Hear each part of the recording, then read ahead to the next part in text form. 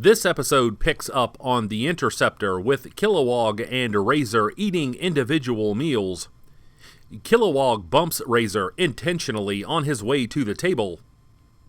Razor eats with the precision and calm of a soldier, while Kilowog has all of the table manners of Joey Tribbiani.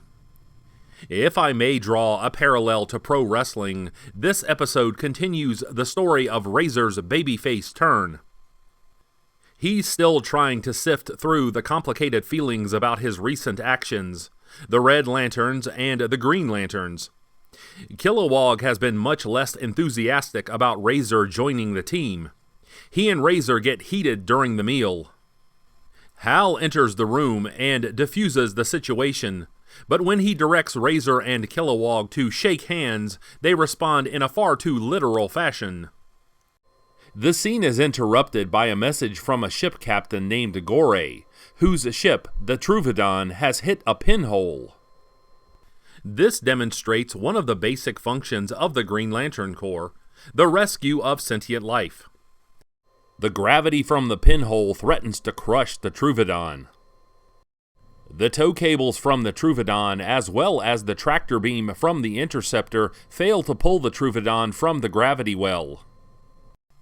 The chaotic colors and textures of the animation really underscore the pinhole as being a dangerous situation. When Aya questions the logic of three lanterns putting their lives on the line to protect an innocent, Hal Jordan tells her that Green Lanterns always put their lives on the line when an innocent is in danger. This exchange would further evolve Aya in this episode. The gravity of the pinhole makes flying a supremely difficult task for the heroes.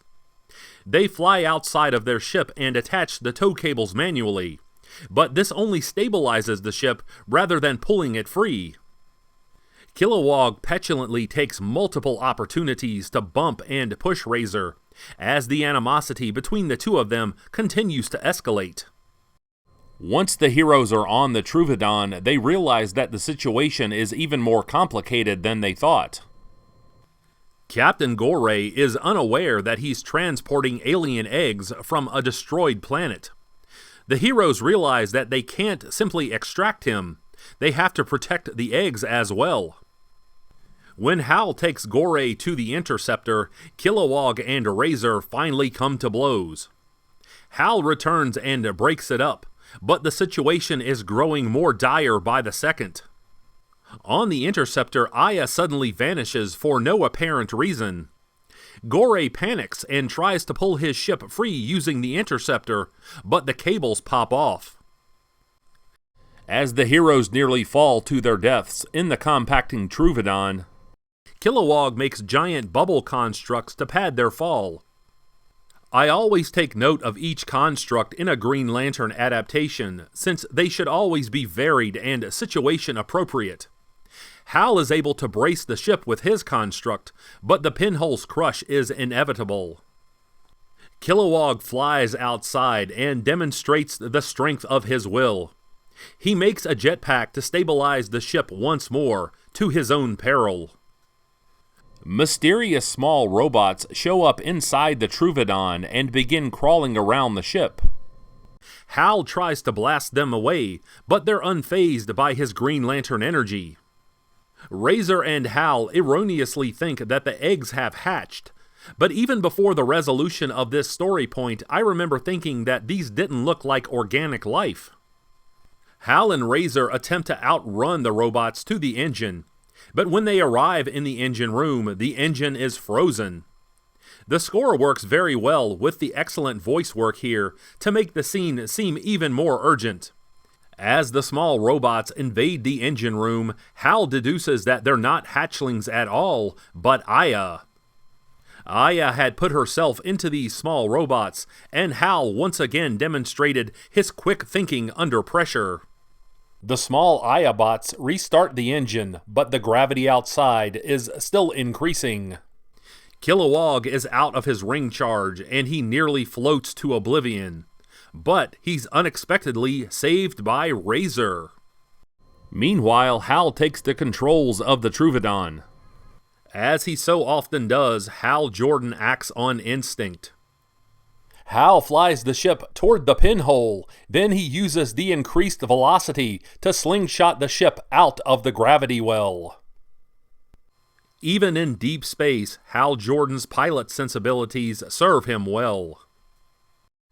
Later on, the alien eggs hatch on the Interceptor, and one even poops on Razor. With a repaired ship, Gorey assures the Lanterns that he'll get the hatchlings to their destination. When it's mealtime again, Kilowog and Razor share mutual respect. Hal attempts to lecture Aya on acting rashly, but she speaks as if she's working under the parameters of being a Green Lantern rather than a navigational computer.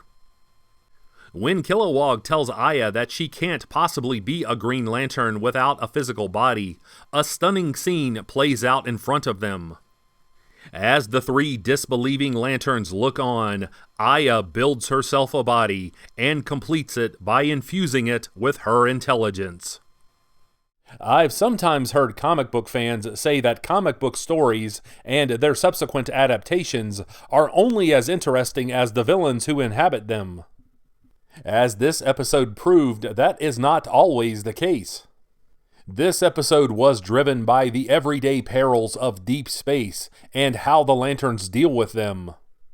We also saw excellent character growth in this episode as Razor and Kilowog struggled to find common ground, and Hal showed the ability to manage his teammates even in a complicated life-or-death situation. Like and subscribe if you enjoyed this review, and please check out the rest of my Green Lantern content. And until we meet again, this has been the Emerald Enthusiast, and thanks for watching!